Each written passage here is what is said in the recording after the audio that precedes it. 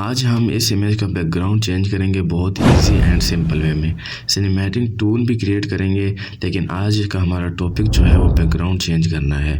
تو back ground change بہت ہی آپ کو ایزی اینڈ سمپل وے میں بتاؤں گا، جو آپ 1 منٹ میں اپنی کسی بھی فوٹو کا بیک گراؤنڈ چینج بالکل آرام سے کر سکتے ہیں.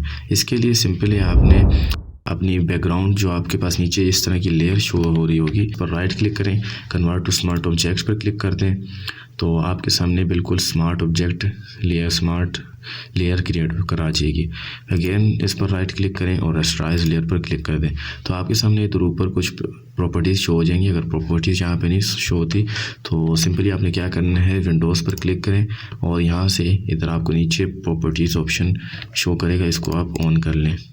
اس کو اب جیسے ہی آپ آن کریں گے تو آپ کے سامنے ادھر اس طرح کی آپ کے پاس پراپرٹیز شو ہو جائیں گی کچھ اس طرح سے. ادھر آپ اسکرول ڈاؤن کریں گے تو آپ کے سامنے 2 آپشن آئیں گے، ریموو بیک گراؤنڈ اور سلیکٹ سبجیکٹ.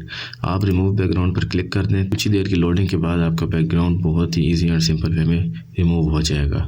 بیک گراؤنڈ لگانا ہے اپنی امیج کے بیک گراؤنڈ میں، اس بیک گراؤنڈ کو آپ ڈریگ اینڈ ڈراپ کر کے امیج پر لے آئیں. تو میں جلدی سے بیک گراؤنڈ کو لے آتا ہوں. اس بیک گراؤنڈ کا لنک آپ کو ڈسکرپشن میں مل جائے گا، آپ ڈاؤن لوڈ کر سکتے ہیں وہاں سے. اس بیک گراؤنڈ پر رائٹ کلک کریں اور اوپن وتھ فوٹو شاپ کر دیں.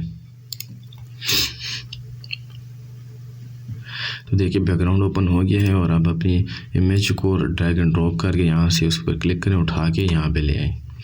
تو ہماری امیج آ گئی ہے. کنٹرول ٹی پریس کر کے آپ اس کا سائز اپنی مرضی سے ایڈجسٹ کر لیں.